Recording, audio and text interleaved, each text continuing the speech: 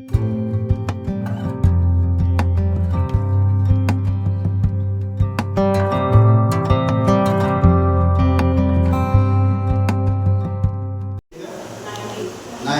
क्या कहता है?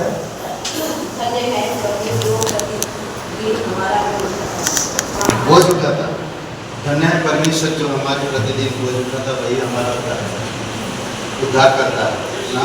वो हमें संभालता है, हमारी बोझ उठाता है और हर एक मुसीबतों से, पापों से, बुराई से वही छुड़ाता है। पापों से कोई शायद छुड़ा ना सके हमें, और यीशु हमें पापों से छुड़ाता है। इसीलिए उस परमेश्वर की आराधना करें जो परमेश्वर सच्चा और जीवित। आमीन। पवित्र महान और सर्वशक्तिमान परमेश्वर पिता, हम तेरी स्तुति महिमा करो। अभिषेक करो पिता तेरी पवित्र आत्मा के द्वारा, अगुवाई करो तेरी इच्छा और तेरी दया के अनुसार। धन्यवाद यीशु मसीह के नाम से मांगते हैं, आमीन।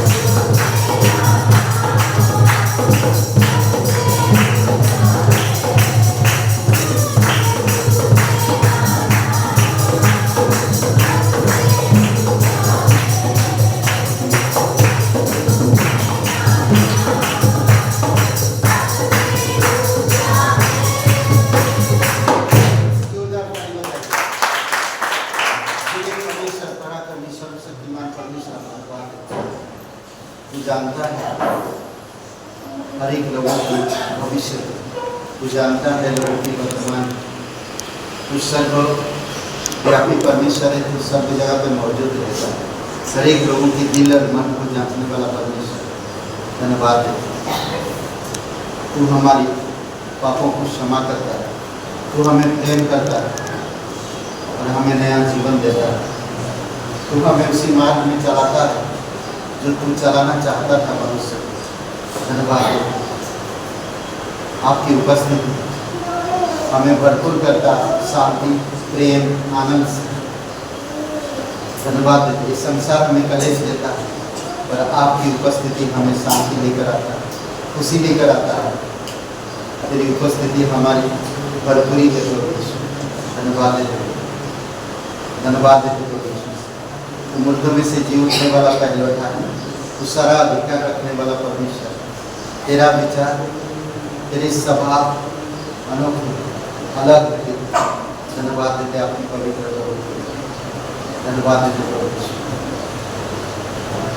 अपने सारे मन से और अपनी पूरी जान, अपनी पूरी ताकत और अपने सारे प्राण, अपने सारे मन से और अपनी पूरी जान, अपनी पूरी ताकत और अपने सारे प्राण, अपने सारे मन से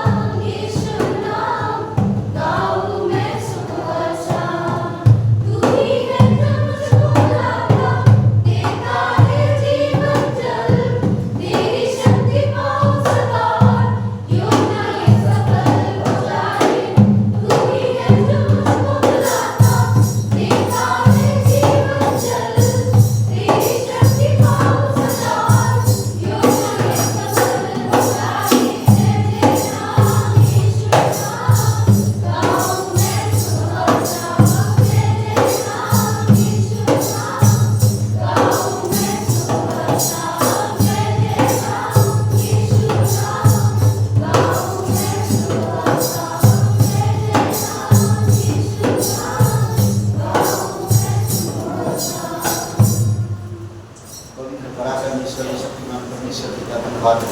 अपने हाथों को उठाइए, परमेश्वर से कहिए, मेरे हृदय से बातें कीजिए। आपकी दर्शन, आपकी योजनाएं, आपके उद्देश्य में मुझे अगुवाई करें। मुझे समझ दीजिए कि आपके उद्देश्य को समझ से हमारे विश्वासी जीवन के दर्शन को हम बनाए रख सकें, कमजोर होने ना, सामर्थ से सामर्थ में बढ़ते जाए, विश्वास से विश्वास में बढ़ते जाए, महिमा से महिमा में बढ़ते जाए। हम घटे और आप बढ़ो प्रभु। प्रभु यीशु, हमारे हृदय से बातें करो। हम सीखना चाहते हैं, हम समझना चाहते हैं।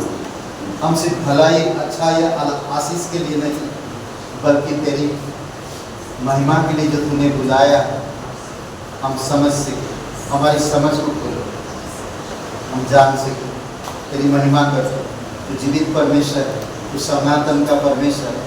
तू रेगिस्तान में घास उगाता है, सोते बनाता है, जल की सोते बनाता है, तालाब खड़ा कर देता है। जहाँ पर सियार बैठते थे वहाँ पर प्रभु हरा भरा कर देता है। तो सच्चा और जीवित परमेश्वर, धन्यवाद देता है। हमारी पुरानी पापी स्वभाव को दूर करके हमें नया स्वभाव दिया। इससे बढ़कर और कोई चीज़ नहीं है प्रभु। तेरे दिल से, सच्चे मन से, सारे प्राण से हम तुझसे प्यार करें और तेरी महिमा करें। धन्यवाद देते प्रभु, यीशु मसीह के नाम से मांगते हैं, आमीन। संदेश में जाएगी ठीक है। और आज यूहन्ना की किताब जो सुसमाचार, यूहन्ना के सुसमाचार जिससे हम बात करेंगे, यूहन्ना के सुसमाचार की किताब। यूहन्ना का सुसमाचार संसार के लिए लिखा गया, खास करके अविश्वासी लोगों के लिए। और इसमें अद्भुत बातें हैं। आज हम लोग पहला, दूसरा, तीसरा, चौथा, पांचवा, छठवां, सातवां अध्याय तक, सातवां अध्याय में कुछ बातें यीशु मसीह 1 से लेकर 7वां अध्याय कुछ प्रश्न का उत्तर दिया। उन प्रश्न का उत्तर हमें आज देखेंगे, ठीक है।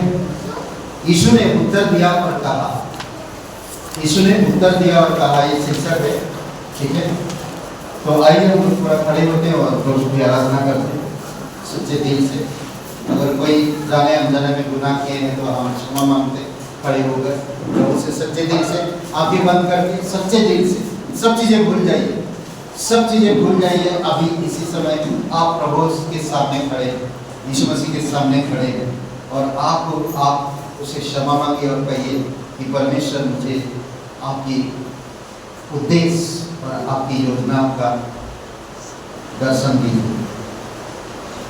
मेरा मकसद क्या है, उस मकसद को ना भूलूं। आपने मुझे क्यों बुलाया, उस मकसद को ना भूले। उसको कमजोर होने मत दीजिए, ना वो आपसे प्यार करता है।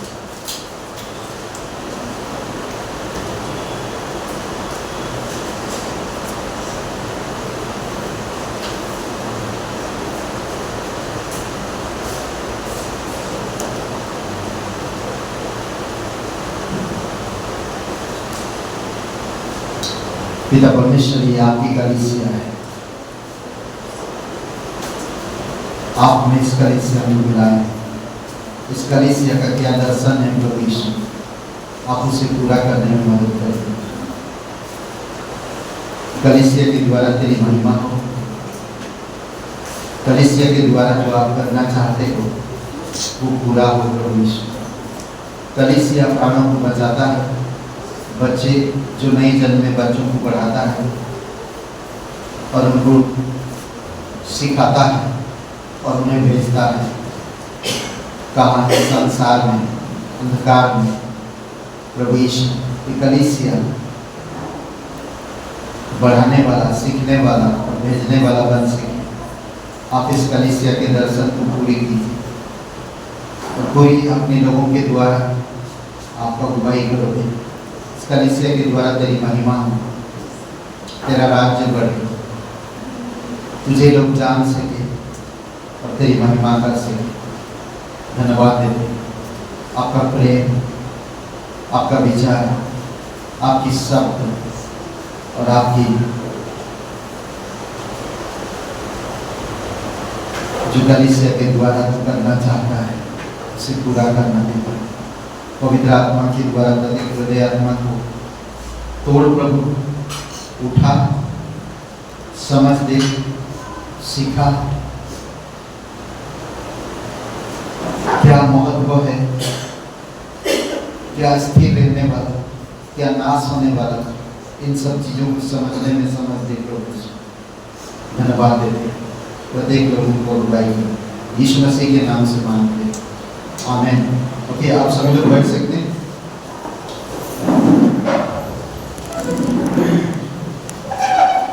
ओके, पहले अध्याय में एक सवाल आता है। यहाँ पर हम सर्वव्यापी परमेश्वर के बारे में देख सकते हैं, सर्वव्यापी परमेश्वर के बारे में देख सकते हैं। यूहन्ना का पहला अध्याय, ओके, पहला अध्याय, इसमें हम देख सकते हैं यीशु मसीह को क्या सर्वव्यापी के रूप में, सर्वव्यापी है। वह प्रत्येक प्रश्न का उत्तर है, और यीशु मसीह प्रत्येक प्रश्न का उत्तर है और हमारे सब प्रश्नों का उत्तर देता है। वो सारे सवालों का जवाब है यीशु, सारे सवालों का जवाब है यीशु, और हमारी हर एक प्रश्न का उत्तर है यीशु। तो इसीलिए हमें समझने की जरूरत है। यूहन्ना का पहला अध्याय, यहाँ पर नाथनिएल को उसका उत्तर देता है। नाथनिएल, ओके, एक मिनट, 48 से 51 वचन एक सवाल है जो उठता 38 से 51, सॉरी 48 से 51। नाथनिएल ने उससे कहा, तू मुझे कैसे जानता है? जब यीशु के पास नाथनिएल आया तो उसके बारे में यीशु मसीह अच्छी तरह से बता दिया। तो अगर हम पढ़ते हैं उसको 43 से, दूसरे दिन यीशु ने गलील को जाना चाहा। वह फिलिपुस से मिला और कहा, मेरे पीछे हो ले। फिलिपुस ने अंद्रियास और पतरस के नगर बेथसेदा का निवासी था। फिलिपुस नाथनिएल से मिला और उससे कहा, जिसका वर्ण मूसा ने व्यवस्था में और भविष्यवक्ता ने किया है वह हमको मिल गया है। यह यीशु का पुत्र यीशु नासरी है। नाथनिएल ने उससे कहा, क्या कोई अच्छी वस्तु नासरत में निकल सकती है?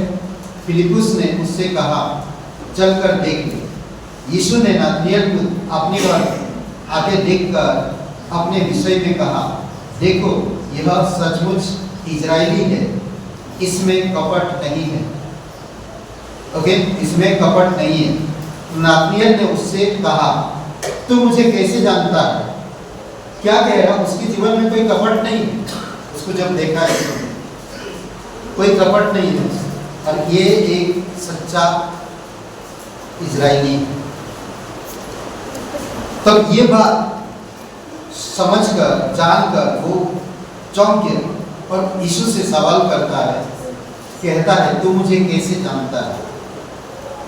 ये सवाल का जवाब, क्या आप कभी सोचे कि प्रभु परमेश्वर मुझे कैसे जानता है? कई बार हम परमेश्वर को नहीं जानते हैं, पर परमेश्वर आपको अच्छी तरह से जानता है। ये बात हमें समझने की जरूरत है। कई बार हम बिना जाने कोई चीज खरीदते नहीं हैं। हर चीज का जानकारी हम लेते हैं। अगर हम सिंपल हमारे पैरों में जूता पहनते हैं, उसको भी हम जानकारी लेते हैं। हर एक चीज का हम जानकारी लेते हैं। जो जानता है वही खरीदता है और अच्छा से समझ पाता है, और वो चीज टिकता भी है। परमेश्वर आपको मुझे जानता है, इसीलिए वो आपको मुझे अपनी लहू देकर खरीदा, ताकि हम बहुत सारे फल ला सकें। वो आपको जानता है अच्छी तरह से। आप उसको नहीं समझ पा रहे हैं, आप उसको नहीं जान पा रहे हैं। जिस समय आप उसको जानेंगे, आप उसको समझेंगे, सच में उसके लिए फल उत्पन्न करेंगे। समझ रहे हैं? और नाथनिएल पूछ रहा है यीशु मसीह से कि तू मुझे कैसे जानता है? नेक्स्ट वचन देखिए, 49 यीशु ने उसको उत्तर दिया, 48 में यीशु ने उसको उत्तर दिया, इससे पहले कि तू फिलिप्पुस ने तुझे बुलाया, जब तू अंजीर के पेड़ के तले था, तब मैंने तुझे देखा था। आप जब भी, कई सारे लोग लखनऊ 10 साल पहले आए, 8 साल पहले आए, 12 साल पहले आए, 15 साल पहले आए, आप लखनऊ में आए, हमें भी परमेश्वर ने लखनऊ में भेजा। बहुत सारे लोग लखनऊ के निवासी हैं, इस शहर के निवासी हैं, बहुत सालों से इस शहर में रहे हैं, पर कभी परमेश्वर को जाना नहीं, कभी उसकी बुलाहट पहचाना नहीं। कई सारे लोगों को परमेश्वर बुलाया, पर कई बार उसकी बुलाहट को हम समझ नहीं पाते। कई बार हम देखें ऐसे लोगों के पास ले जाता परमेश्वर जो सच में उनको जरूरत है, हम कभी समझ नहीं सकते, सोच नहीं सकते। परमेश्वर किसी न किसी तरीके से आपको अपनी वचन के द्वारा, अपनी कलीसिया से, अपनी लोगों से मिलवाता है, और हम उन लोगों को समझकर हमें उससे बात करता है, हमसे बात करता है परमेश्वर। जिस तरह फिलिप्पुस से मिलने से पहले प्रभु यीशु मसीह जानता है कि फिलिप्पुस मिलेगा, उसे बुलाएगा, पर यहाँ पर यीशु कह रहा है, नतनएल, मैं तुझे फिलिप्पुस मिलने से पहले मैं तुझे जानता कि तू कहाँ था, क्या कर रहा था। परमेश्वर आपको अच्छी तरह से जानता है, इसका मतलब है परमेश्वर सर्वव्यापी है, आपके बारे में हर एक चीज जानता है। सिर्फ आप और मैं शरीर में हार्ट मांस लहू में होने के कारण हम कुछ चीजों को नहीं जान पाते। हमें कुछ चीजों को सीखने की या नम्र होने की या परमेश्वर के पीछे चलने की जरूरत है। नापने को बहुत सारी चीजें सीखने की जरूरत है। आप देखिए इसमें कहता है, नाथनेल ने उसको उत्तर दिया, हे रवि, तू परमेश्वर का पुत्र है। आप नाथनेल ने उसे उत्तर दे रहा, जब वो उसके बारे में बात कर दिया तो कहता है कि तू परमेश्वर का बेटा है। अब कहता है तू परमेश्वर का पुत्र है, तू इजराइल का महाराजा है। यीशु ने उसको उत्तर दिया, मैंने जो तुझसे कहा कि मैं तुझे अंजीर के पेड़ के तले देखा, क्या तू इसीलिए विश्वास करता है? तू इससे भी बड़े बड़े काम देखे। क्या आप जब बीमार थे या आप जब भटके हुए थे, जब आपका जीवन में घोर अंधकार था और आप जब तकलीफ से गुजर रहे थे, उस समय परमेश्वर आपका मदद किया, उस समय आपको चंगाई दिया, उस समय आपसे बातें किया। क्या आप उस चंगाई के कारण परमेश्वर से विश्वास करते हो? यही सवाल, यही बात, यही उत्तर यीशु उसको दे रहा, नाथनेल उससे बातें कर रहा और कह रहा, क्या मैं अंतर्यामी की तरह कि तू वहां पर बैठा था अंजीर के पेड़ के तले, इस बात को मैंने जब प्रकट किया, क्या तू इसके वजह से विश्वास करता है कि मैं परमेश्वर का पुत्र हूं या इजराइल का महाराजा हूं? इसके बारे में तू कह रहा है? इससे भी बड़े बड़े काम देखे। सोचिए थोड़ी समय के प्रभु से उत्तर दिया। फिर आगे कहता है, फिर उससे कहा, मैं तुझसे सच सच कहता हूं कि तू भुला हुआ और परमेश्वर के स्वर्गदूतों को मनुष्य के पुत्र के ऊपर उतरते और ऊपर जाते देखोगे। और वो लोग देखा भी, मनुष्य के पुत्र को ऊपर जाते हुए देखा। कई सारे, जब यीशु मसीह प्राण छोड़ दिया क्रूस पर, कई सारे कब्रें खुल गई और वो सब के सब ऊपर गए। ये सारे इजराइल में हाईलाइट हो चुका था। बहुत सारे कब्रें खुल गई और वो कब्रों में से अपना ही ऊपर जा रहा। और 40 दिन के बाद यीशु उनके बीच में, फिलिप्पुस, नतनेल, पतरस, यूहन्ना, याकूब, ये सारे लोगों के बीच में यीशु मसीह बातें करते करते ऊपर जा।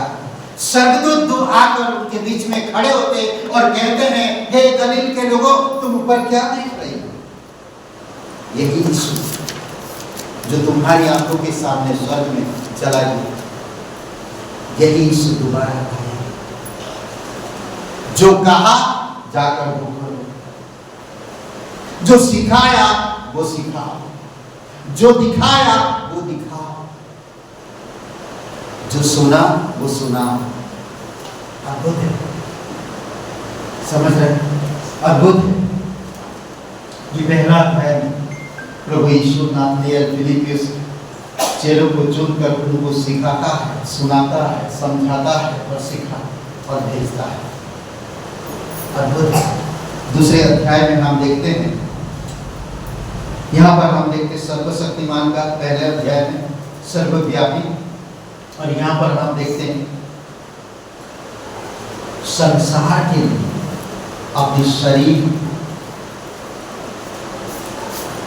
पूर्ण रूप से देना चाहा, पूरी जगत के। 18 से 22 दूसरा है, 18 से 22 यहूदियों को मंदिर को नाश करने और स्वयं के फिर से जी उठने के संबंध में बताता।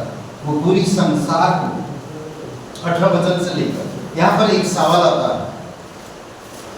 18 वचन यहाँ पर बताता।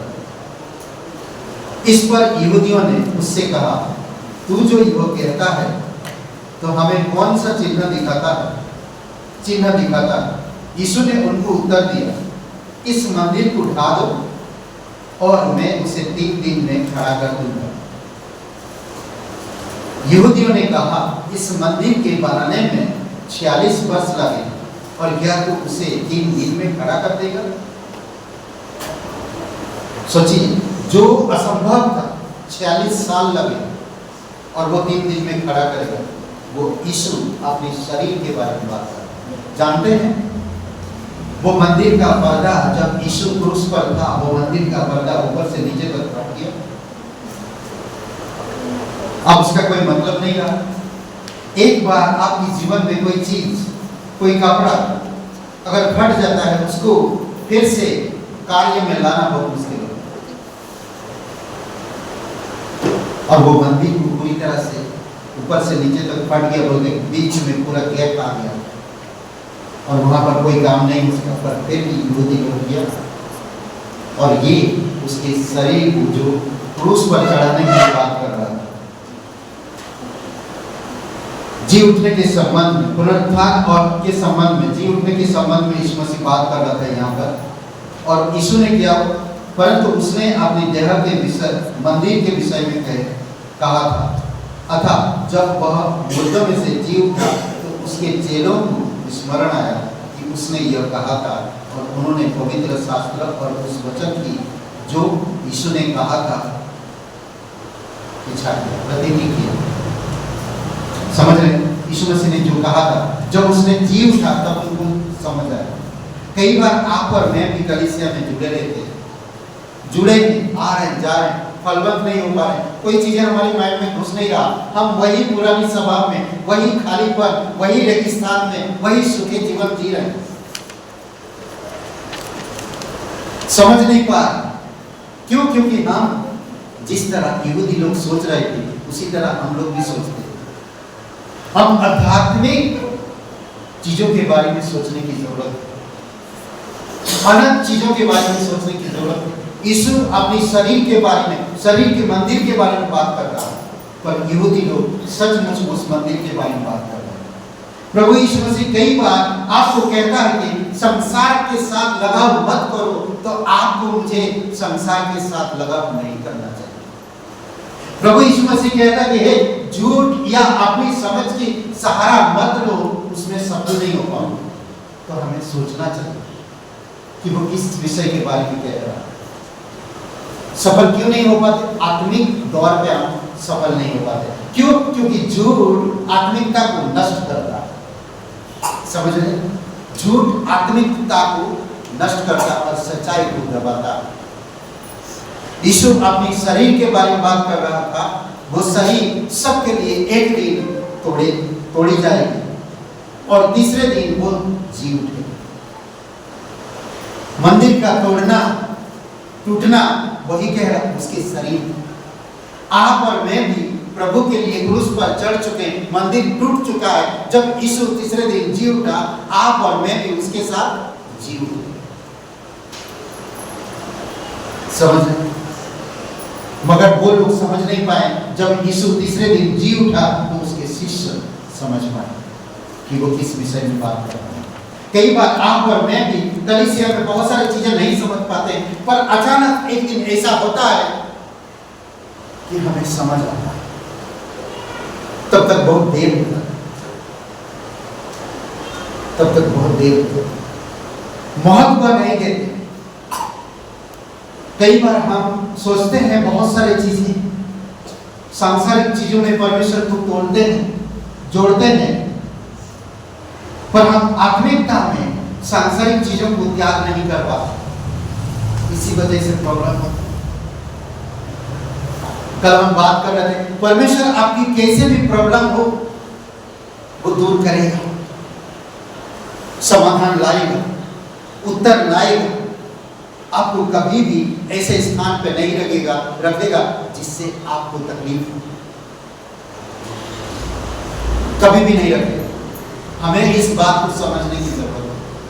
कई बार हम समझ नहीं पाते इन सब चीजों को, इसी वजह से हम प्रॉब्लम में रहते हैं। परमेश्वर की हर एक वचन आध्यात्मिक है, आत्मिक वचन है। हमें कई बार जब हम पढ़ते हैं, वचनों को सुनते हैं, हम शरीर से सुनते हैं, हमें आत्मा से सुनने की जरूरत है। शरीर कभी भी आपको परमेश्वर के वचन में सुनने में बढ़ावा नहीं देगा। शरीर कभी भी परमेश्वर की चीजों में दिलचस्पी नहीं रखता। समझ रहे हैं? वो चाहता है कि तुम ऐसो आराम में जी, आराम करो, मेहनत करो, पैसा कमाओ, संसार में अपने आप को दिखाओ, शरीर को तैयार रखो, ये सारी चीजें सिखाए, पर कभी भी आत्मिकता में आपको उपाय नहीं करेगा। प्रभु यीशु मसीह सभी के लिए क्रूस पर बलिदान, सभी के लिए उसी के विषय में बात कर रहा था, पर यहूदी लोग उसको नहीं समझ पाए। तीसरा अध्याय में हम देखते हैं एक नया जन्म के बारे में। पहले अध्याय में सर्वव्यापी के बारे में देखते हैं, दूसरे अध्याय में जीवन यानी कि पुनरुत्थान के बारे में हम देखते हैं, तीसरे अध्याय में हम नए जन्म के बारे में देखते हैं। निकोदेमुस, तू नई जन्मे के बारे में कहा है। तीसरा अध्याय वचन 2 से 10 में, 2 से 10 वचन में यहाँ पर बहुत खूबसूरत बातें कहता, मैं पढ़ रहा हूँ, सुनिए। फरीसियों में से निकोदेमुस नाम का एक मनुष्य था जो यहूदियों का सरदार था। उसने रात को यीशु के पास आकर उससे कहा, हे रबी, हम जानते हैं कि तू परमेश्वर की ओर से गुरु होकर आया है, क्योंकि कोई इन चिन्हों को जो तू दिखाता है, यदि परमेश्वर उसके साथ ना हो तो नहीं दिखा सकता। बहुत चमत्कार दिखा रहा था यीशु मसीह, और उसको पता चला कि ये चमत्कार तो भाई साधारण चमत्कार नहीं है। उसको अच्छी तरह से पता है, क्योंकि वो पुरानी व्यवस्था को जानता है, और व्यवस्था के अनुसार यीशु मसीह धरती पर आया, और उसको पता चल रहा, और जो तू चमत्कार दिखा रहा, जो तू बातें कर रहा, ये परमेश्वर जिसके साथ है केवल वही कर सकता है, और उसको मालूम था। और वो आकर मिलकर यीशु से बातें कर रहा है। फिर वो पूछता है, कोई चिन्ह को जो तू दिखाता है, यदि परमेश्वर उसके साथ ना हो तो नहीं दिखा सकता। यीशु ने उसको उत्तर दिया, मैं तुझसे सच सच कहता हूँ, यदि कोई नई सिरे से ना जन्मे तो परमेश्वर के राज्य देख नहीं सकता।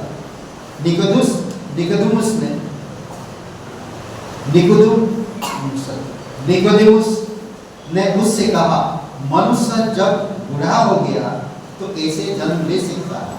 ये सवाल किया यीशु से। जब मनुष्य बूढ़ा हो गया तो वो कैसे जन्म ले सकता है? क्या वह अपनी माता के गर्भ में दूसरी बार प्रवेश करके जन्म ले सकता है? सवाल पे सवाल। जब आदमी बूढ़ा हो गया तो कैसे जन्म लेगा? क्या वो आदमी दोबारा मां के पेट में अंदर जाएगा फिर बाहर आएगा? सोचिए, ये सवाल कर रहा है। नई जन्म के बारे में, नई सिरे के बारे में, नई चीजों के बारे में वो सिखा, वो बता रहा। तो यहाँ पर बातें कहता, यीशु ने उसे उत्तर दिया। देखिए सवाल का जवाब यीशु के पास है। मैं तुझसे सच सच कहता हूँ, जब तक कोई मनुष्य जल और आत्मा से ना जन्मे तो वह परमेश्वर के राज्य में प्रवेश नहीं कर सकता। क्योंकि जो शरीर से जन्मा है वह शरीर है, और जो आत्मा से जन्मा है वह आत्मा है। ये हमें समझने की जरूरत है। क्लियर बता दिया कि जो शरीर से जन्मा वो शरीर है, जो आत्मा से जन्मा वो आत्मा है। क्योंकि जो शरीर से जन्मा है वह शरीर है, और जो आत्मा से जन्मा वह आत्मा है। अचंभा ना कर कि मैंने तुझसे कहा तुझे नई सिरे से जन्म लेना आवश्यक है। हवा जिधर चाहती है उधर चलती है, और तू उसका शब्द सुनता है पर नहीं जानता कि वह कहाँ से आती है और किधर को जाती है। जो कोई आत्मा से जन्मा है वह ऐसा ही है। कई बार लोग नहीं समझ पाएंगे आपके जीवन के बारे में। कभी आप परंपरा में नहीं खड़े होते, कभी आप कई सारे रीति रिवाज में शामिल नहीं होते, कई बार आप खुश रहते हो, कभी कोई चिंता नहीं, कई सारी चीजें हो रहा आपके जीवन में। कई बार कई सारे सवाल आपके जीवन में ही जवाब आपके साथ जो यीशु है उसमें सारे सवालों का जवाब। तो आपको समझने की जरूरत है।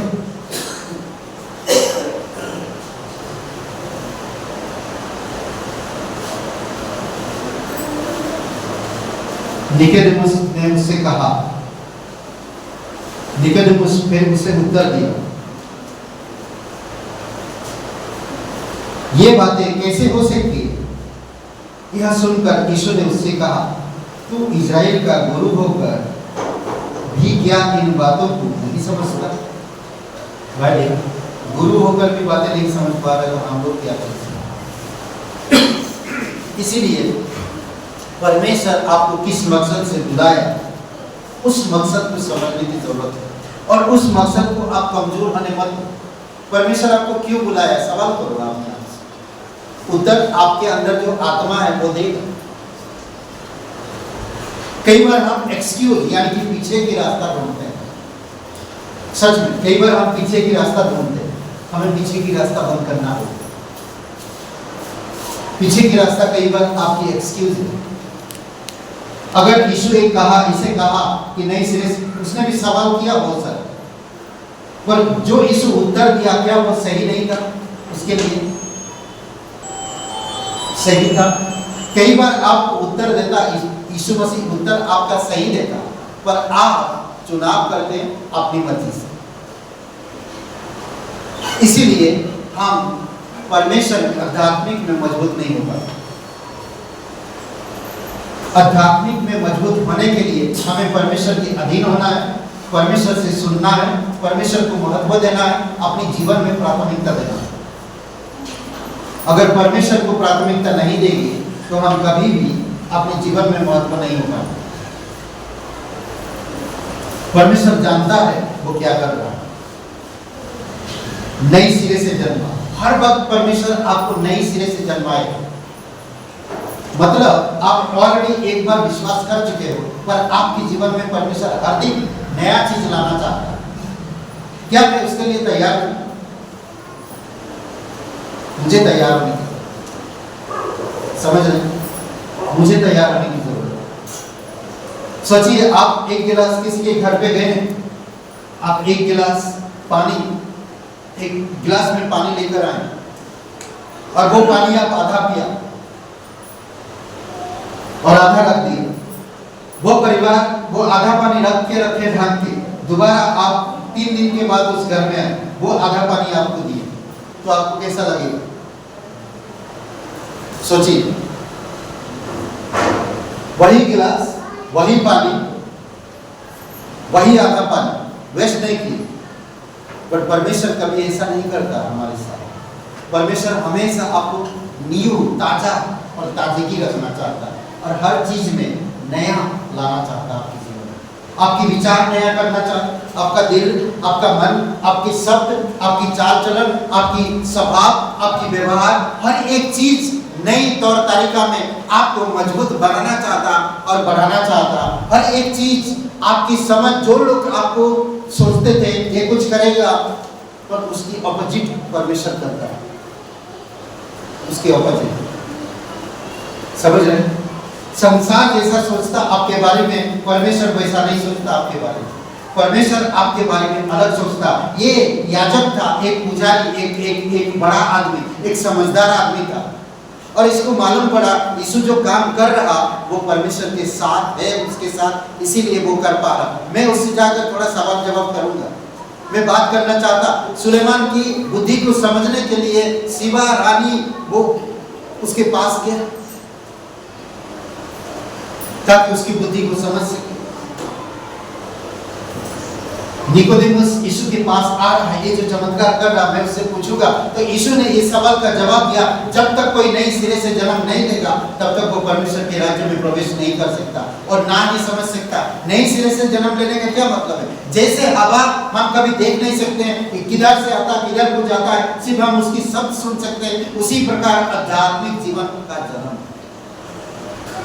कई बार आपके जीवन में क्या चीजें हो रहा हमें कुछ नहीं मालूम, कहां से आ रहा, कैसे हो रहा। कई बार हो सकता आपके पास पैसा नहीं होगा, कई बार हो सकता आपकी पत्नी के साथ बहुत लड़ाई हो गया, कई बार हो सकता आपकी बच्चे आपसे प्यार नहीं कर रहा, कई बार हो सकता आपकी दोस्त, आपके मित्र आपके साथ सही बर्ताव नहीं कर रहे। इससे निराश मत हो। परमेश्वर जो जीवित परमेश्वर है, वो सच्चा है, वो करुणामय है, वो आपके साथ है।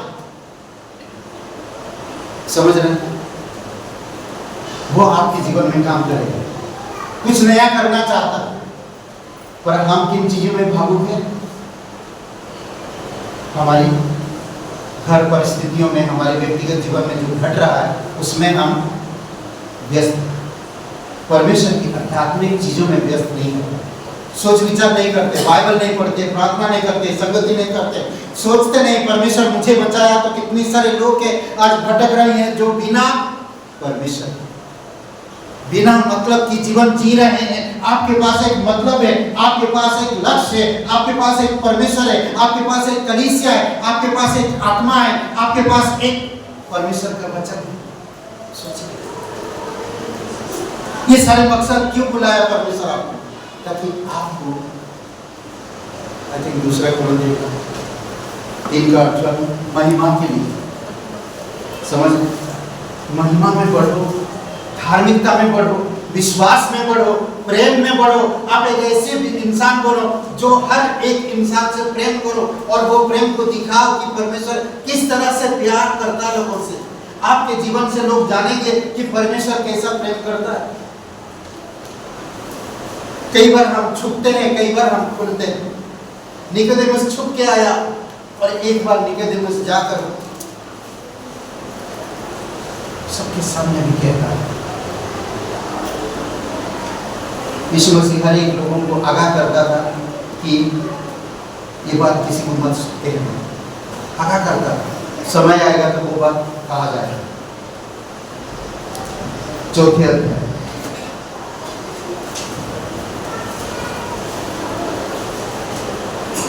पहले अध्याय में नतनएल को उत्तर, उसका उत्तर सर्वव्यापी के विषय में, यहूदियों को मंदिर के नाश करने और स्वयं के फिर जी उठने के विषय में, निकोदेमुस नई जन्मे के बारे में। चौथे अध्याय यीशु के पानी के, जीवन के पानी के विषय, यीशु का उत्तर, जो पानी बहा देगा, पानी के विषय में बात करता है चौथे अध्याय में।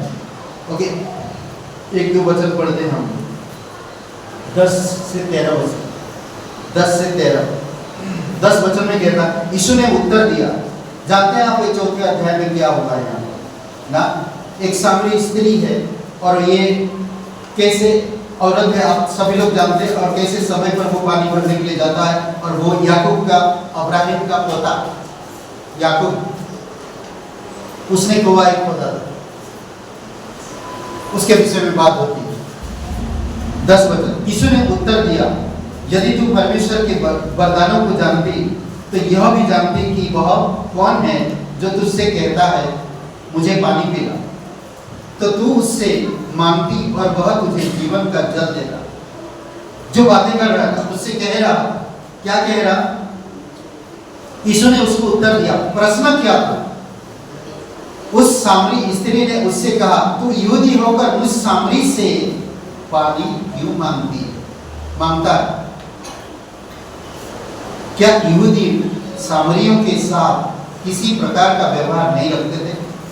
इसी बात से पता चलता। तो वो सामरी स्त्री कह रहा, तो यहूदी होकर इस सामरी से पानी पिएगा, सामरी के हाथों से पानी पिएगा? तब यीशु जवाब देता। क्या जवाब दे रहा? यदि तू परमेश्वर के वरदान को जानती और यह भी जानती कि वह कौन है जो तुझसे कहता है मुझे पानी पिला, तो तू उससे मांगती और वह तुझे जीवन का जल देगा। स्त्री ने उससे कहा, हे प्रभु, तेरे पास जल भरने की तो कुछ है भी नहीं, और वह गहरा है, तो फिर वह जीवन का जल तेरे पास कहां से आया? सोचिए, कौन सा जीवन के बारे में बात कर रहा? अनंत जीवन के बारे में बात कर रहा, बहुधा के जीवन के बारे में बात कर रहा। परंतु ये कौन सी जल के बारे में बात कर रहा? आज संसार पानी को ईश्वर समझते हैं, परंतु यीशु पानी को ईश्वर नहीं समझता, और वो अनंत जीवन को पानी दे, अनंत जीवन को पानी समझता है, अनंत जीवन देना चाहता है, अनंत जीवन का पानी देना चाहता है। पर आज देखते हैं लोग ना, जल, अभी जो गर्मी के समय, जल ही जीवन। सच में हमारे शरीर में, हमें हार्ड मांस लोगों की इस शरीर को जल की जरूरत है। जिस तरह यीशु मसीह ने निकोदेमुस को जवाब दिया कि जो आत्मा में है, जो शरीर में जन्मा शरीर, जो आत्मा में जन्मा आत्मा है, जल और आत्मा में दोनों में जन्म लेना जरूरी है। ये भी औरत उसी तरह समझ रहा, पानी वही पानी जो कुएं के अंदर है। तेरे पास पानी निकालने के लिए ना तो रस्सी है और ना तो घड़े, कुछ भी नहीं, तो फिर जल, जीवन की जल की बात तुम कर रहे? उसको बता रहा, उसको समझा रहा। और यीशु को मालूम है वो किस जल के बारे में बात कर रहा है, किस पानी के बारे में बात कर रहा है, और वो है अनंत जीवन के बारे में, जीवन के बारे में। देखिए आगे 13 वचन 12 वचन, क्या तू हमारे पिता याकूब से बड़ा है? वो स्त्री कह रहा, क्या तू हमारे पिता याकूब से बड़ा है, जिसने हमें यह कुआं दिया और अपनी संतान और अपनी शत्रुओं समेत उसमें से पिए? यीशु ने उसको उत्तर दिया, देखिए, जो कोई यह जल पिएगा वह फिर प्यासा। समझ रहे हैं? सांसारिक चीजों में अगर आप रहते हो, फिर से तकलीफ में पड़ोगे, फिर परेशानी में रहोगे, फिर जब तक शरीर है। यीशु क्लियर कह दिया, अगर तू ये जल पिएगा और ये जल में से पिएगा तो फिर तू प्यासा होगा। कई बार आप और मैं भी नहीं समझ पाते, इन संसार की चीजों को महत्व देते हैं। प्रभु यीशु मसीह कहता है, आत्मिक चीजों को महत्व दो, अनंत चीजों को महत्व दो, अविनाशी चीजों को महत्व दो, नाशवान चीजों को नहीं, अविनाशी चीजों को महत्व दो। समझ रहे हैं? ये चीजें हमें समझने की जरूरत है। 13 वचन,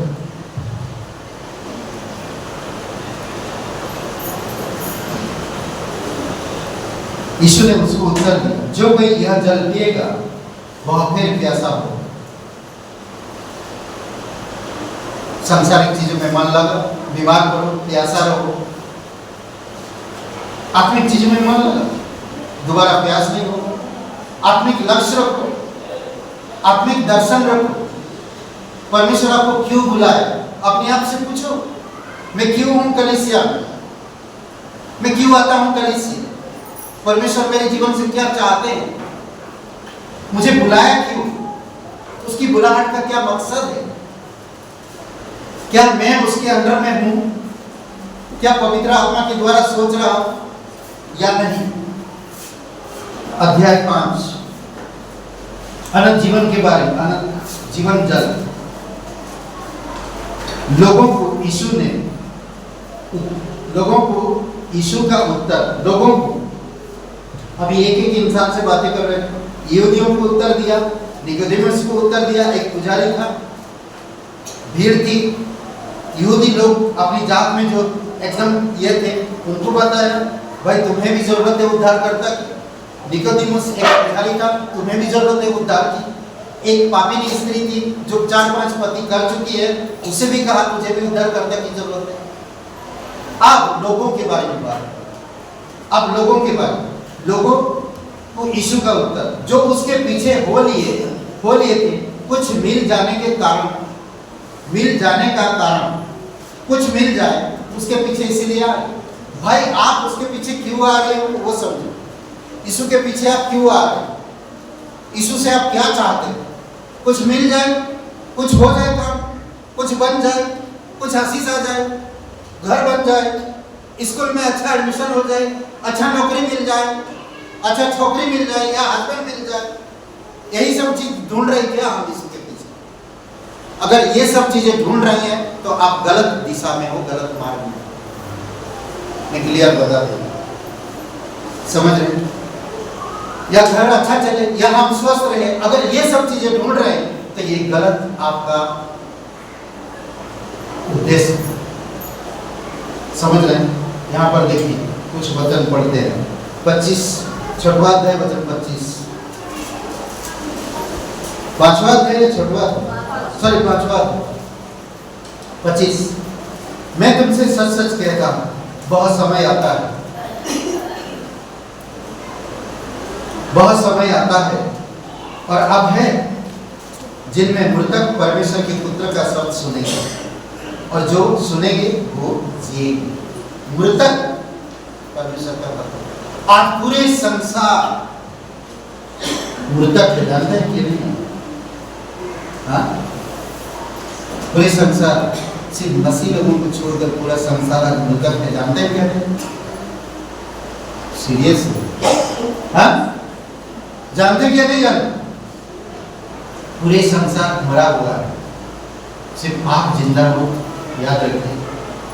इसलिए नहीं कि आप अच्छे कर्म किए, इसलिए नहीं कि आप अच्छे बर्ताव कर रहे, इसलिए नहीं कि आप किसी का बुरा नहीं चाहते, इसलिए नहीं कि आप दान पुण्य करते हो, इसलिए नहीं, इसलिए हो कि आप परमेश्वर यीशु मसीह को जानते हो, इसलिए जिंदा। और आपके सामने पूरे संसार मरा हुआ। जानते हैं इस सीन में कौन सा सीन देख रहे? संसार में ऐसा बहुत सारा सीन है, समझ रहे? आज इसीलिए आप मरे हुए में रहना चाहते हो, इसीलिए पुकार रहा जो मुर्दा आवाज सुनेगा। कोई मुर्दा आवाज सुनेगा? हाँ, कोई मुर्दा कभी आवाज सुनेगा? मुर्दा पड़ा है, कभी जाओ साइकिल में हॉर्न बजा, उठेगा? नहीं उठेगा। परमेश्वर कहता जो मुर्दा आवाज सुने, वचन क्या कहता देखिए,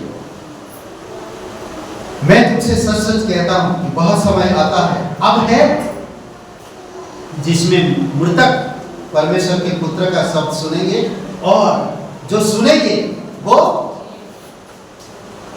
आप और मैं भी मृतक थे, आप और मैं सुना और आज हम समझ रहे हैं? वो जीवन ही नहीं था, परमेश्वर के बिना जीवन ही नहीं। आपने सुना, आप जिया। आज आप सुना, परमेश्वर के पुत्र आप हो, आप सुना, परमेश्वर की गवाही दो, यीशु मसीह की गवाही दो, परमेश्वर की गवाही दो। नेक्स्ट वचन देखिए, क्योंकि जिस रीति से पिता अपने आप में जीवन रखता है, उसी रीति से उसने पुत्र को भी यह अधिकार दिया है कि अपने आप में जीवन रखे, वरन उसे न्याय करने का भी अधिकार दिया गया है, न्याय करने का भी अधिकार दिया गया है, इसीलिए कि वह मनुष्य का पुत्र है। ओके, उसके पास जीवन है। आज हम किस लिए जीवन के लिए आओ, जीवन को मजबूत करो, उसके पास जीवन है। जिस तरह पिता अपने आप में जीवन रखता था, उसी प्रकार यीशु मसीह अपने आप में जीवन रखा है और वो जीवन हमें दिया है और वो जीवन का मकसद रखो। आप अपने जीवन में कि मेरे आपका मकसद क्या है। आप अगर परमेश्वर का पुत्र है तो आपका मकसद क्या है। कई बार परमेश्वर ने कहा है कि चीजों के लिए परेशान मत हो, खाने के लिए परेशान मत हो, रहने के लिए परेशान मत हो ये सब चीजों के लिए परेशान होना है तो उसकी धार्मिकता और उसकी राज्य के लिए और कुछ नहीं चाहिए। मैं परेशान हूं, परमेश्वर में आत्मा को जीत नहीं पा रहा, यहाँ से कोई मिशनरी भेज नहीं पा रहा, यहाँ पर कोई लीडर पैदा नहीं हो गए, यहाँ पर कोई फेलोशिप नहीं कर पा रहा, यहाँ पर कोई विजिट नहीं कर पा रहा, यहाँ पर कोई एक दूसरे को इंकरेज नहीं कर पा रहा, मैं परेशान हूं। क्यों? क्योंकि उसका पुत्र ने मुझे कहा मेरे पास एक लक्ष्य है, यहाँ से पूरे उत्तर प्रदेश में हर एक जिला में एक एक मिशनरी को भेजना। मेरा एक लक्ष्य है, मेरा एक उद्देश्य है, मुझे पता नहीं वो कब पूरा होगा, पर ये उद्देश्य परमेश्वर एक दिन पूरा करेगा, मुझे विश्वास है। भले आज मेरे चारों तरफ से लोग साथ नहीं दे रहे, मेरे भाई बहन साथ नहीं दे रहे, मेरे कलीसिया के लोग साथ नहीं दे रहे, पर परमेश्वर इस कलीसिया में है और अपनी लक्ष्य को समय पर पूरा करेगा। हालेलुया। समझना, वो जानता है। कई बार लोगों के पास लोग आते हैं यीशु के पास, पर किस लिए परमेश्वर की लक्ष्य को नहीं के लिए, वो अपने जीवन को पूरा करने के लिए। घर में सामान मिल जाए तो अच्छा है, घर स्वस्थ रहे, शांति रहे। कितनी लोगों को मैंने देखा है, प्रार्थना किया, उनके बच्चों के लिए प्रार्थना किया, उनके बच्चे बड़े हुए और विश्वासी से शादी करा दिए। कितनी शर्म की बात है, कितनी दुख की बात है। आज वो शराबी के हाथ में बिके हुए, आज वो पीटे जा रहे, आज वो बिना परमेश्वर की, आज वो बिना वचन की, आज वो बिना संगति के जीवन जी रहे हैं। दुख की बात है, शर्म की बात है। क्या मैं यीशु के पास आया था मेरे बेटे का शादी होने के लिए? क्या मैं यीशु के पास आया था मेरे बेटे को अच्छा कन्या मिल जाए? मैं परमेश्वर के पास इसीलिए आता हूँ क्या मेरे घर में शांति हो जाए? मैं परमेश्वर जिंदा है, परमेश्वर जीवित है, परमेश्वर सच्चा है और वो मुझे बचाए। मैं इसीलिए आता हूँ। उसने मुझे चुना है, उसने मुझे बुलाया है, उसने मुझे मकसद दिया है। उस मकसद से मैं कामयाब हूँ और वो मकसद कि उसकी महिमा हमेशा आपके जीवन से समझ में छुआ। यहाँ पर हम क्या करें? प्रश्न, हम क्या करें? 6वां अध्याय 28 और 29 वचन। हम क्या करें? और यीशु का उत्तर देखिए।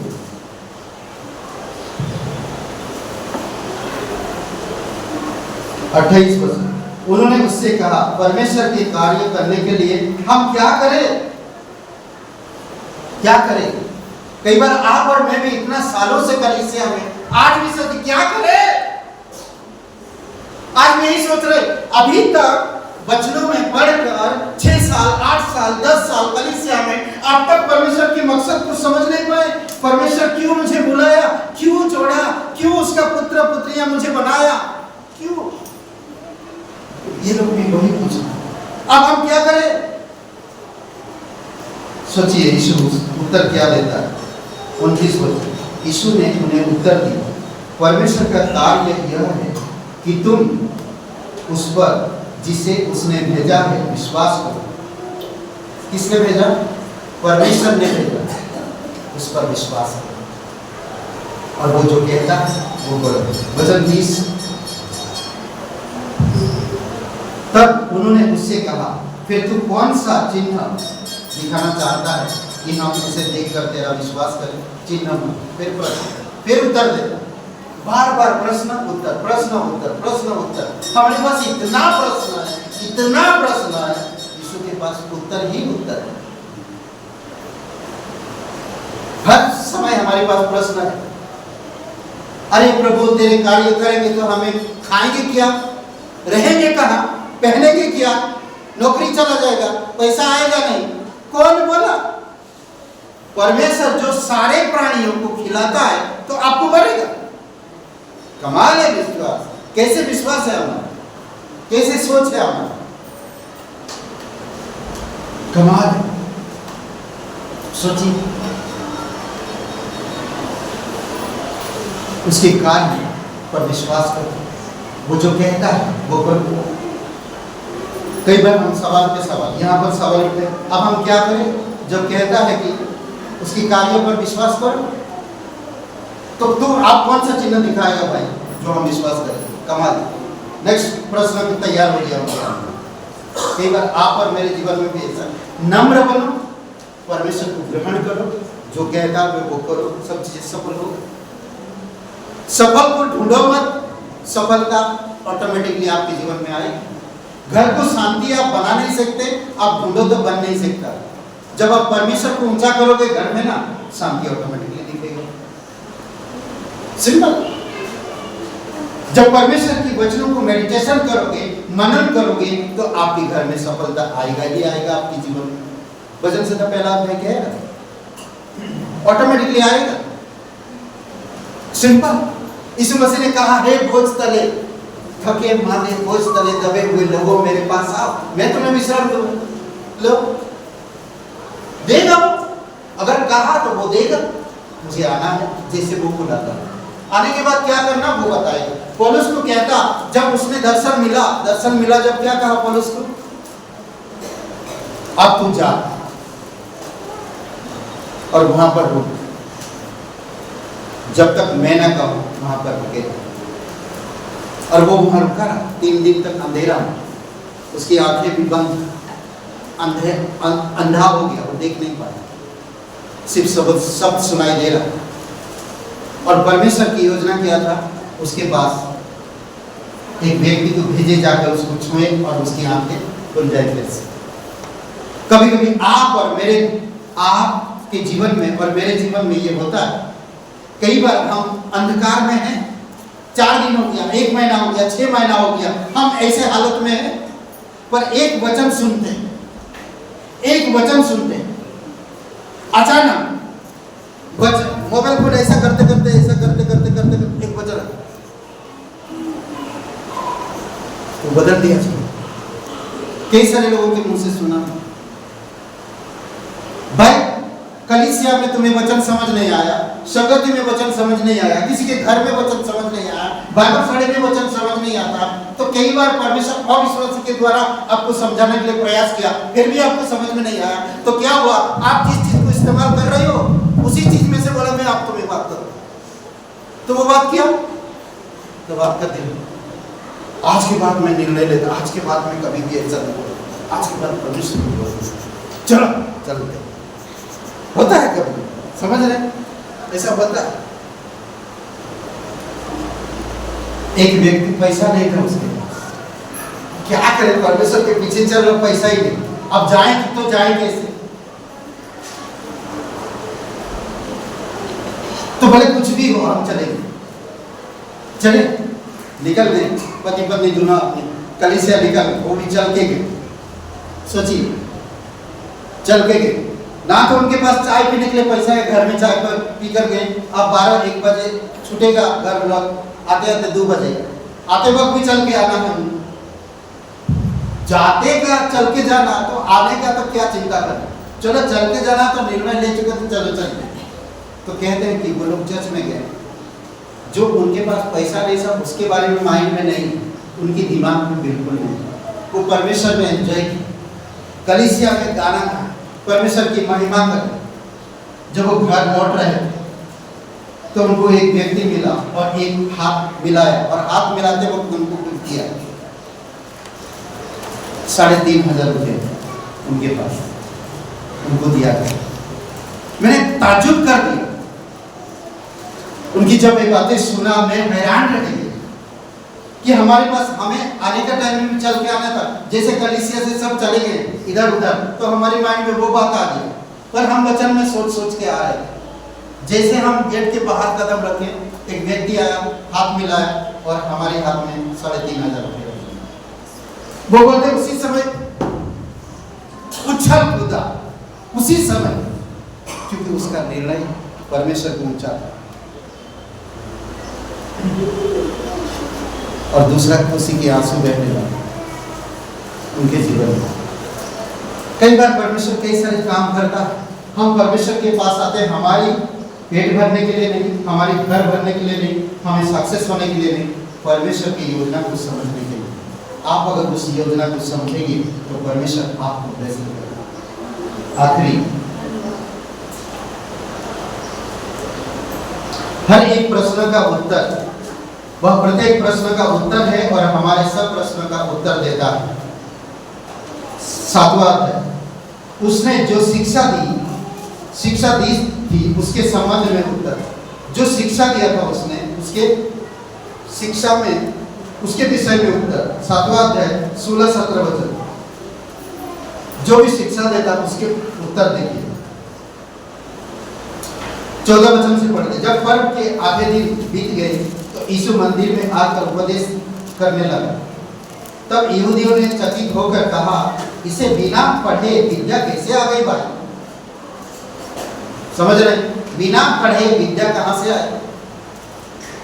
सोचिए भाई, आज हम शरीर की लालसाओं में डूबते हैं, संसार की अभिलाषाओं में गिरते हैं, परमेश्वर में बढ़ते नहीं। इसी वजह से हम मूर्ख हैं। परमेश्वर चाहता कि तुम मूर्ख नहीं, बुद्धिमान बनो, क्योंकि मैं संसार के मूर्खों को चुना है बुद्धिमान बनाने के लिए, ताकि बुद्धिमान बनकर बुद्धिमानों को उत्तर दे सके। समझ रहे?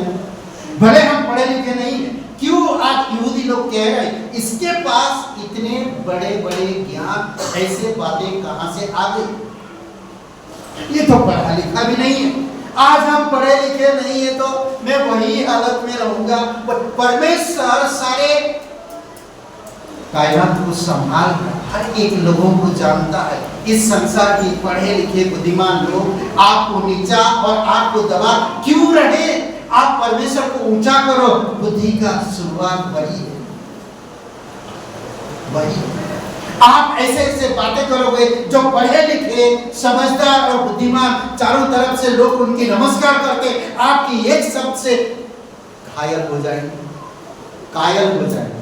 कायल बोलते हैं, कायल हो जाएंगे। एक शब्द से आपके पास जो जवाब होगा उनके पास जवाब नहीं होगा। आपके पास उनके पास प्रश्न होगा, आपके पास जवाब होगा। आपके पास प्रश्न होगा, उनके पास जवाब नहीं होगा। एक गारंटी देता है बाइबल। समझ रहे? दुखित भावनाओं में, देखा देखी में कभी मत हो।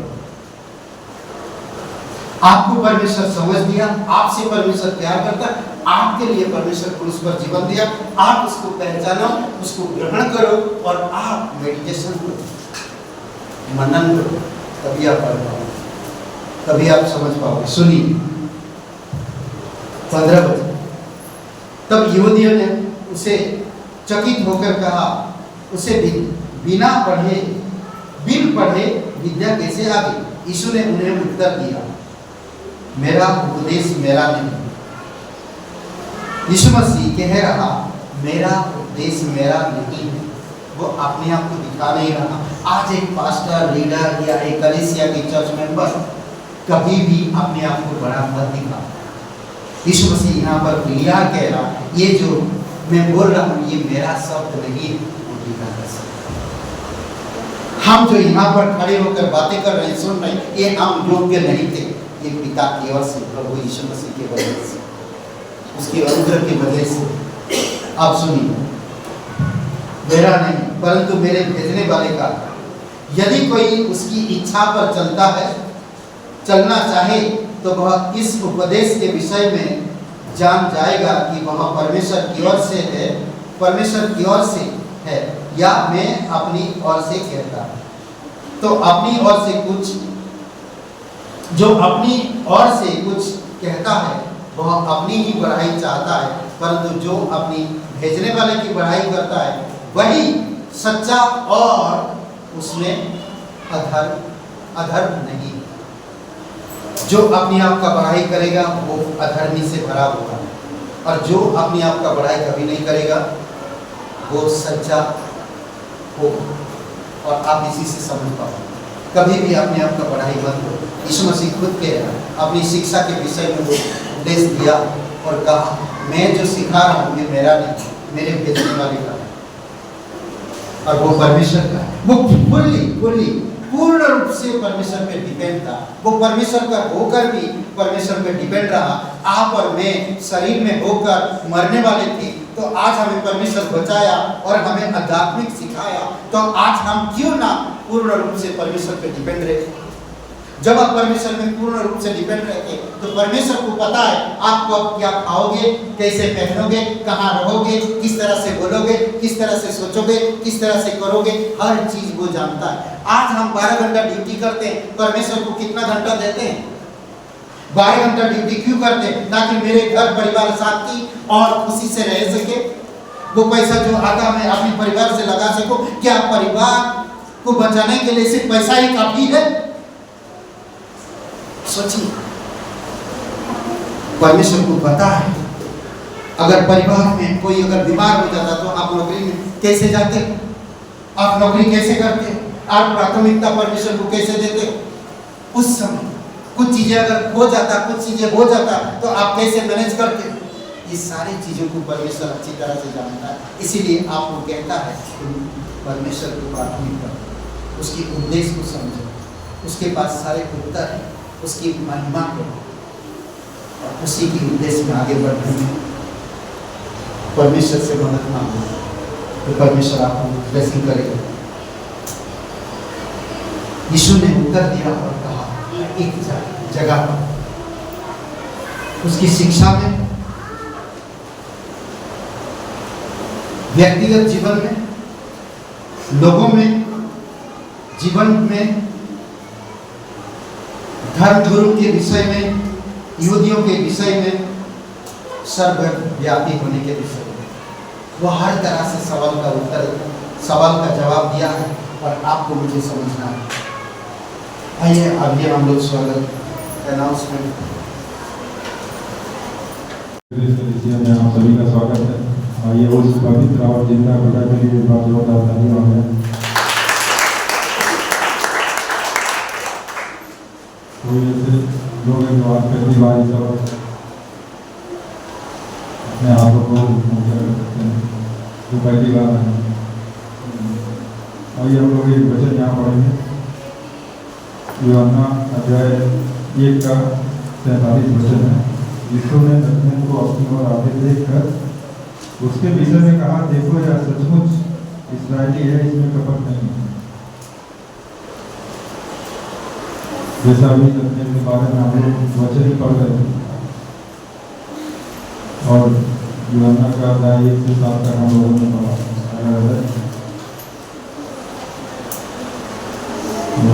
आप सभी लोगों को जैसा मालूम है कि रविवार सभा लगती है, लेकिन हम लोग काफ़ी लेट होते जा रहे हैं। हम लोग थोड़ा अगर समय से आएंगे तो बहुत अच्छा रहेगा, सभा भी समय से चालू हो जाएगी। तो समय को ध्यान में रखें हम लोग। और सोमवार और मंगलवार क्लास और मंगल प्रार्थना का जो दिन था वो चेंज हो गया है, बृहस्पतिवार को होगा। तो आप सभी लोगों का स्वागत है कि बृहस्पतिवार को उपवास प्रार्थना का समय रहेगा 6:30 बजे। तो आप सब चर्च चाबी आकर परमेश्वर की महिमा कर सकते हैं और हम लोग एकत्र होंगे एक दूसरे के लिए, अपने देश के लिए प्रार्थना करेंगे। बुधवार को सभा लगती है, तो आप लोग अपना समय निकाल कर आ सकते हैं परमेश्वर की महिमा के लिए। एड्रेस आप स्क्रीन पर दिखाया जा रहा होगा, एड्रेस आप नोट कर सकते हैं। शनिवार नरसिंहपुर और गाँव, वहाँ भी सभा लगती है। पास्टर जी यहाँ से वहाँ भी जाते हैं, लोगों के लिए प्रार्थना करें कि वहाँ भी और भी लोग उद्धार में आ सकें, परमेश्वर की महिमा हो। आपके सफाई परिवार हैं संतोषी जी, उनके लिए प्रार्थना करें कि परमेश्वर उनके परिवार को स्वस्थ और सुरक्षित रखे और आत्मिकता में बढ़ाए। साफाई की संगति हैं पास्टर निर्भीर मुंबई से, पास्टर जी के लिए प्रार्थना करें कि उन्हें परमेश्वर और आत्मा की इच्छा के अनुसार उन्हें अगुवाई दे, स्वस्थ रखें, कलीसिया बढ़े और ऐसे से बढ़े। यहाँ पर कुछ नाम है, विवेक जी, रमावती, रचना जी, कार्य इन नामों के लिए प्रार्थना करें।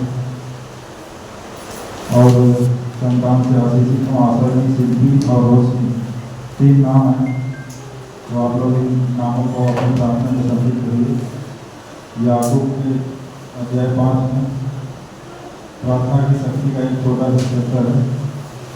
इसमें वचन कहता है, यदि आप दुखी हैं तो प्रार्थना करें, यदि आप दुखी हैं तो प्रार्थना करें, यदि आनंदित हैं तो परमेश्वर की महिमा करें और स्तुति और भजन गाएं, यदि रोगी हैं तो कलीसिया के प्राचीनों को बुलाएं और वो तेल मंत्र आपके लिए प्रार्थना करेगा और परमेश्वर उसे उठाएगा।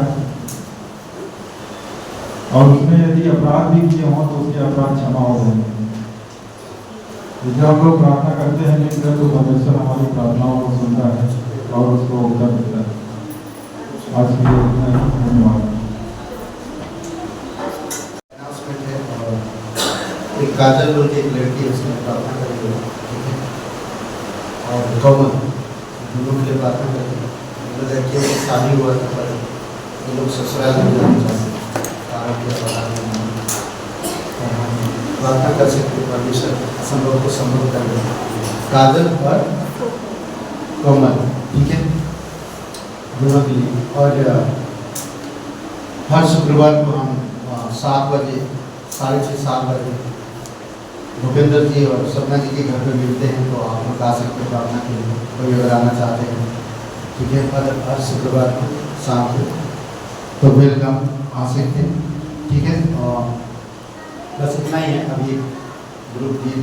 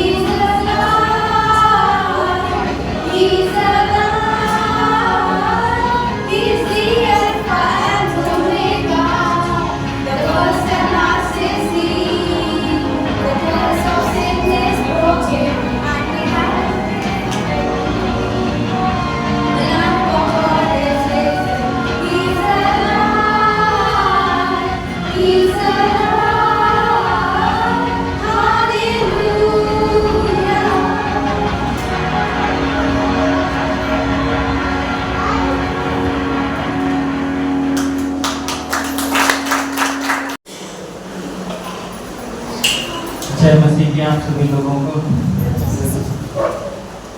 आज हम देखेंगे कुछ वचन धन्यवाद के विषय में।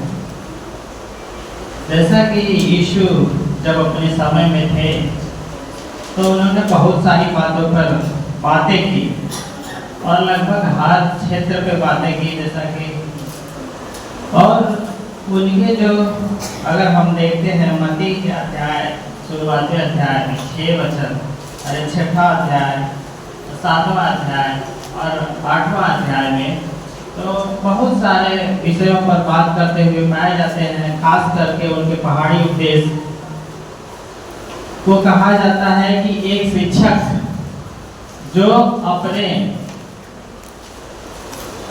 शिष्यों को महानतम शिक्षाएं दे सकता है उन्होंने दिया, चाहे वो तलाक के विषय में हो, चाहे वो व्यभिचार के विषय में हो, चाहे प्रार्थना के विषय में हो, चाहे धर्म के विषय में हो। इस तरह की बहुत सारी बातें हैं जिसके विषय में उन्होंने बातें की। उनमें से जब 6ठा अध्याय में दान के विषय में बातें करते हैं और वहाँ पे कहा गया कि अगर आप दान करते हैं तो आपका दायां हाथ करता है तो बायां हाथ नहीं जानने पाए। अगर आप किसी भलाई के काम को करते हैं तो आप अपने तुरही ना बजवाएं। तुरही बजवाने का मतलब होता है कि आपको कोई जानने ना पाए। आप बिटोड़ा पिटवा के कि मैं ये कर रहा हूँ सारे लोग जान जाए, ऐसा नहीं करना। मैं एक वचन पढ़ता हूँ उस विषय में, प्रेरितों का काम और उसका 20 अध्याय और उसका 35 वचन।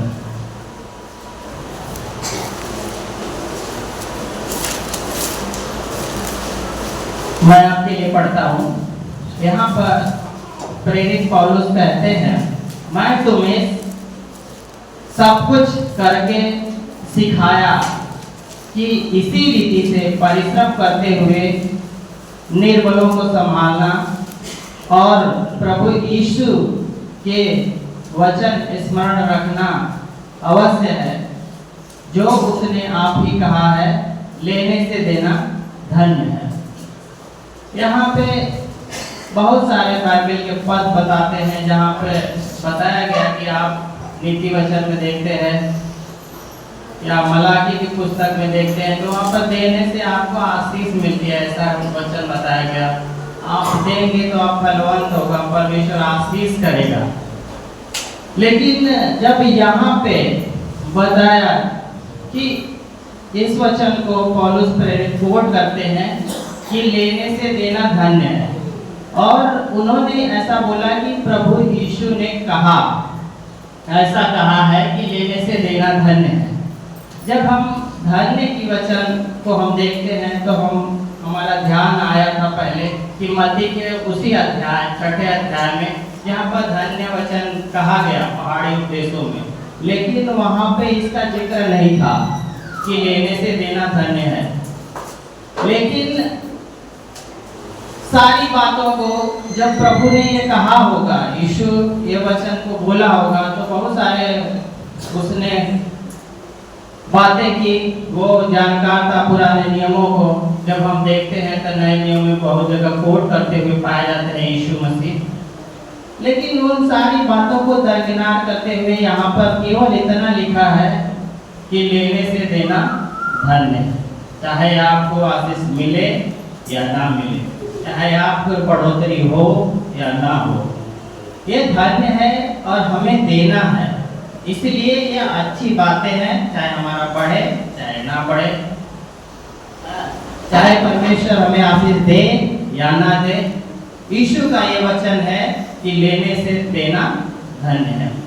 और यहाँ पर सब बातों में जब हम इसी अध्याय यानी प्रेरितों के काम 20वां अध्याय का उसके जैसे 35 मैंने बोला कि उससे ऊपर की 2 आयतों को जब हम देखते हैं तो वहाँ पर पौलुस कहते हैं जैसा मैंने किया,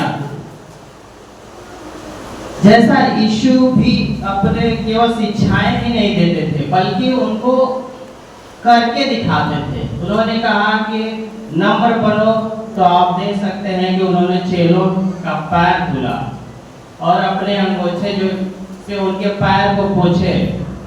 आप देख सकते हैं अंगूठा जो हम लोग जानते हैं कि कंधों पर रखा जाता है।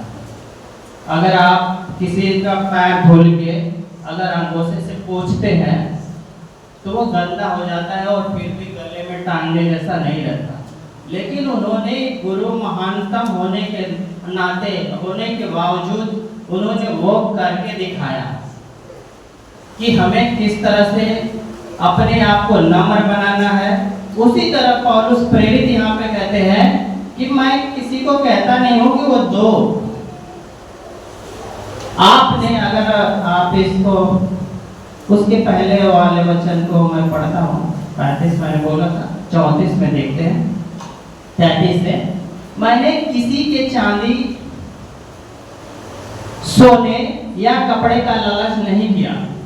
यहाँ पे कहते हैं कि मुझे लालच नहीं है, कि वो कलीसिया के सदस्यों को बोलते हैं कि मुझे आपके सोने और चांदी का लालच नहीं है कि आप मुझे दीजिए, दान दशमांश दीजिए ताकि मेरे पास हो। वो पौलुस उस समय के सबसे चेलों में से मुख्य थे, उन्होंने ऐसा बोला है कि मुझे आपके सोने और चांदी का लालच नहीं है। आपकी बढ़ोतरी हो रही है, घटी हो रही है, मुझे उससे कुछ फायदा नहीं है। पर 34 वचन में लिखा है कि आप ही जानते हो कि इन्हीं हाथों ने, वो लोगों को बोलते हैं कि तुम सारे लोग जानते हो, मैं आप लोगों के बीच में रहा हूं कि इन हाथों ने परिश्रम किया है।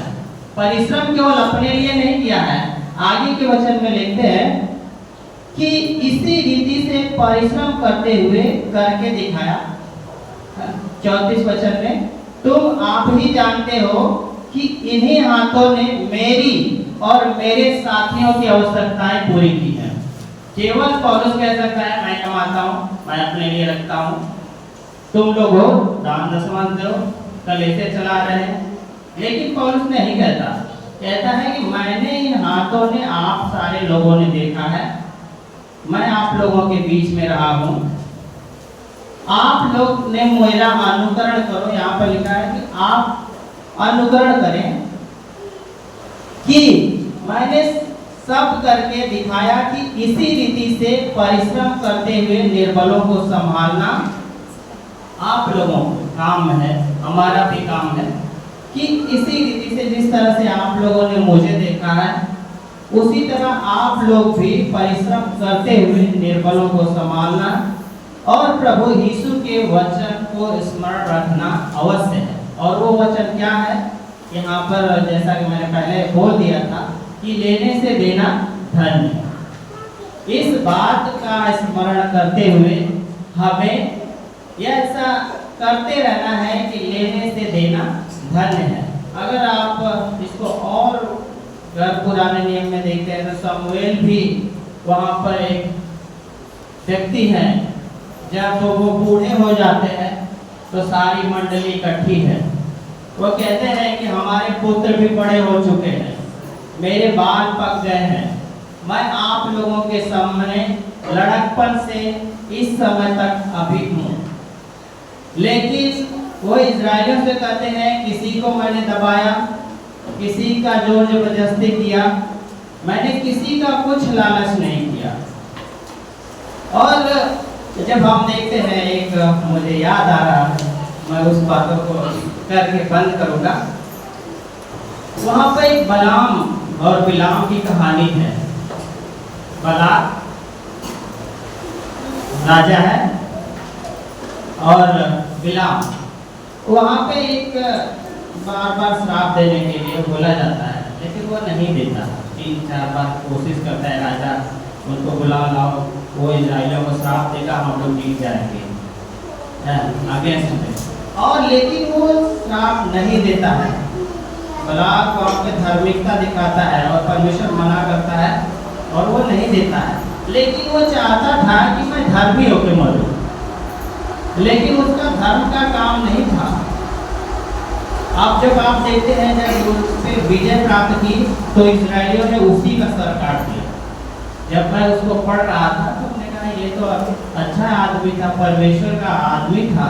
मैं चौंक गया, मैंने कहा जो अपने लोगों थे उनको, मैंने कहा ये तो परमेश्वर का आदमी था और लड़ाई दुश्मनों से हो रही है, दुश्मनों में अपने ही साथी का सर काट दिए, वो आपको श्राप भी नहीं दिया। तो वहाँ पर लिखता है वो वचन, जब आप नंबर गिनती की किताब में पढ़ेंगे तो वहाँ पर लिखता है कि वो धार्मिक था नहीं, वो धार्मिक दिखाता था। धर्मी दिखाना एक अलग बात है और धर्मी होना अलग बात है। वो खुद बोलता है कि मैं चाहता हूँ कि मैं धार्मिक व्यक्ति की तरह मरूं, लेकिन उसका अंत हुआ उसका एक दुष्ट व्यक्ति की तरह सर काट के। तो इसी तरह बाइबल कहती है, जिस तरह से हमने सिखाया कि प्रभु यीशु बोलते हैं कि अपना जो धार्मिक काम है दिखाने के लिए नहीं, परंतु उसको आप जो गुप्त में करें, ताकि जो आपका स्वर्गीय पिता है वो देखे और उसको आपका प्रतिफल दे। और मैं फिर लास्ट में कहता हूँ, लेने से देना धन्य है, प्रभु का वचन के अनुसार। आइए हम प्रार्थना करते हैं इसके लिए। धन्यवाद स्वामी परमेश्वर, राजाओं के राजा प्रभु यीशु। आज दिन में हमने देखा कि स्वामी परमेश्वर आपका वचन किस तरह से स्वामी परमेश्वर हमें बोलता है कि लेने से देना धन्य है। प्रभु यीशु, हमें ऐसा लगता है कि बहुत सारे क्वेश्चंस रहे होंगे स्वामी परमेश्वर लोगों के जीवन में, जो ये पूछ रहे होंगे कि क्या हमारे देने से हमारी बढ़ोतरी होगी या हमारी घटती होगी। लेकिन प्रभु यीशु, आपने उन सारे बातों के बावजूद दरकिनार करते हुए आपने बोला कि लेने से देना धन्य है।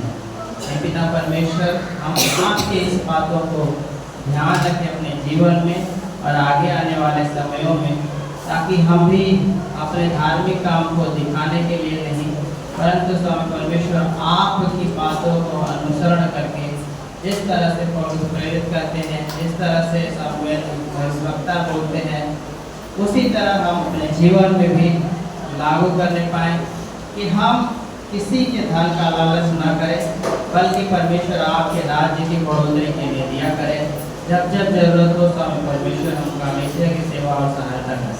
ये प्रभु यीशु, हम लोगों के हृदयों को आप उभारें, स्वामी परमेश्वर के ऐसे निर्णय लेने में भविष्य में हमारी मार्गदर्शन करें। हे पिता परमेश्वर, हम विश्वास करते हैं कि आपने प्रार्थना सुनी, इसके लिए हम आपका धन्यवाद देते हैं। मानते हैं प्रभु यीशु के नाम, आमीन।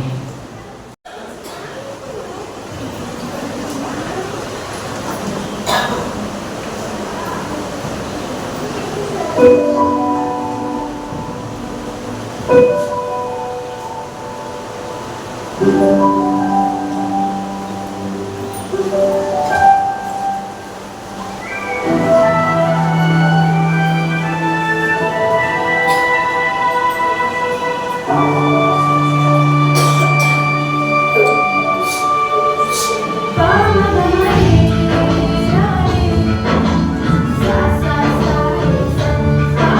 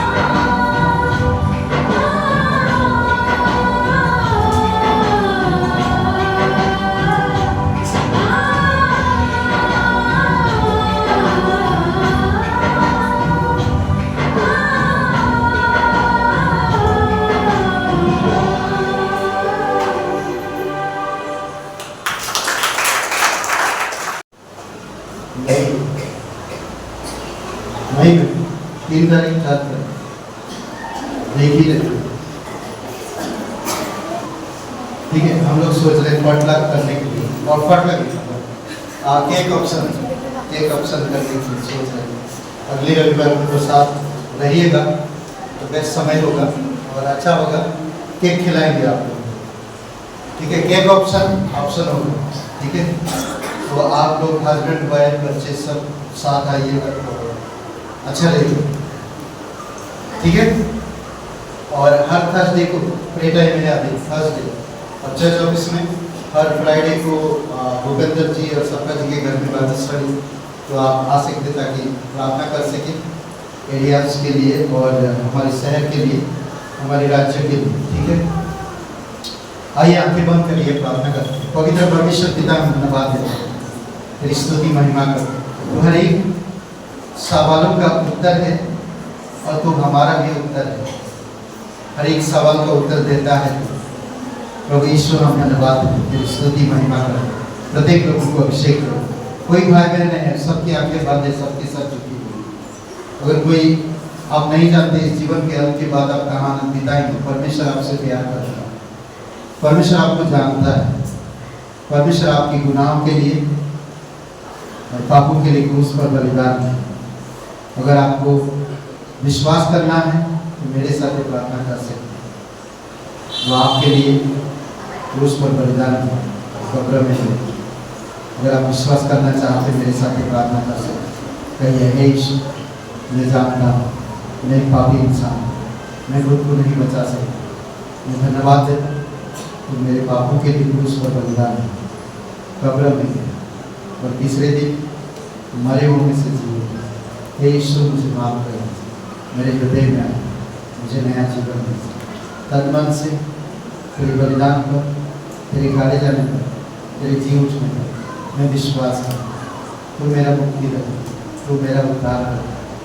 पवित्र परमेश्वर एकलौता बेटा यीशु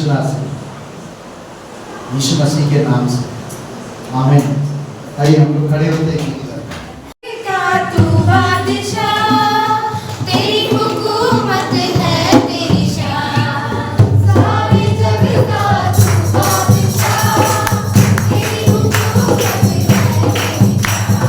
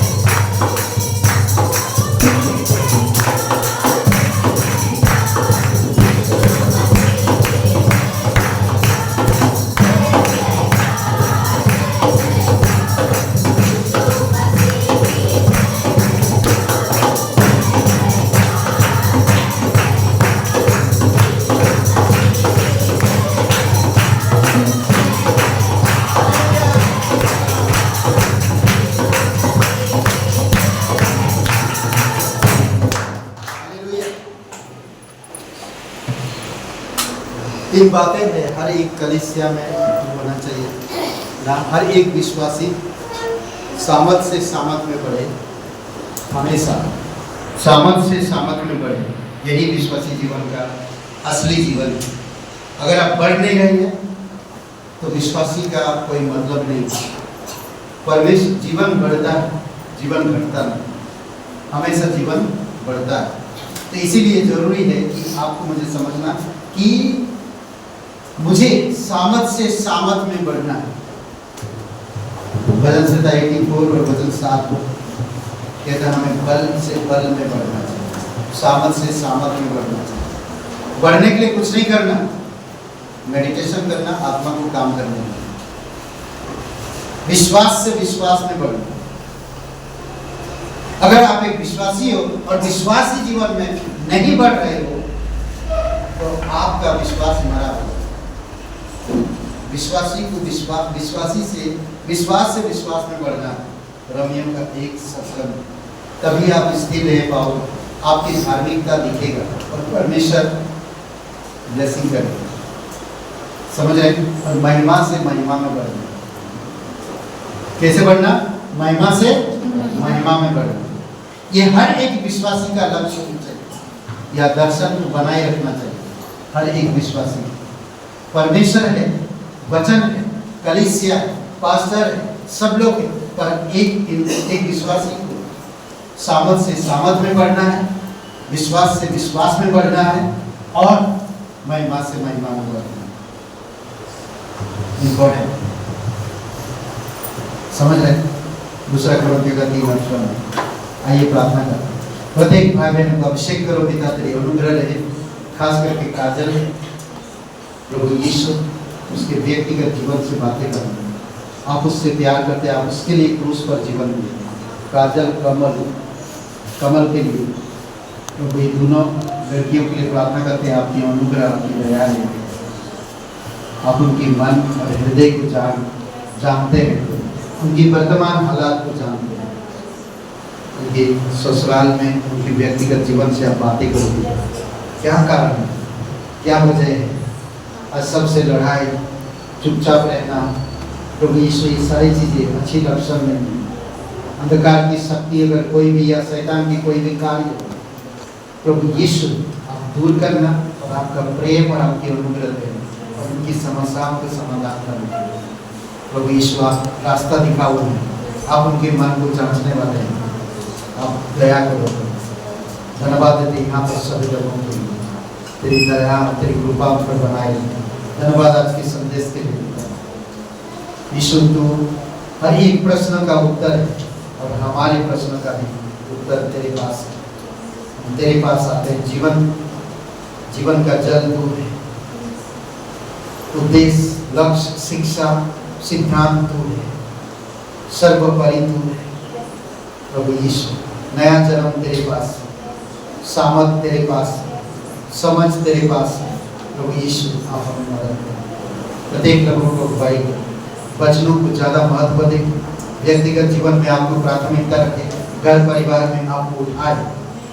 प्रभु यीशु किसी भी समय कहीं पर भी आपको ऊंचा कर सके, आप मदद करो। प्रत्येक लोगों को अगुवाई करो, आपकी बुद्धि आपकी समझ में अगुवाई करो, आपके मार्ग में अगुवाई करो, आपकी आत्मा की सामर्थ्य, आपकी आत्मा की शिक्षा में अगुवाई करो। धन्यवाद देते प्रभु यीशु, प्रत्येक लोगों को धन्यवाद देते यीशु मसीह के नाम से मांगते हैं, आमीन। सबको आशीष मिले। बहुत बहुत धन्यवाद।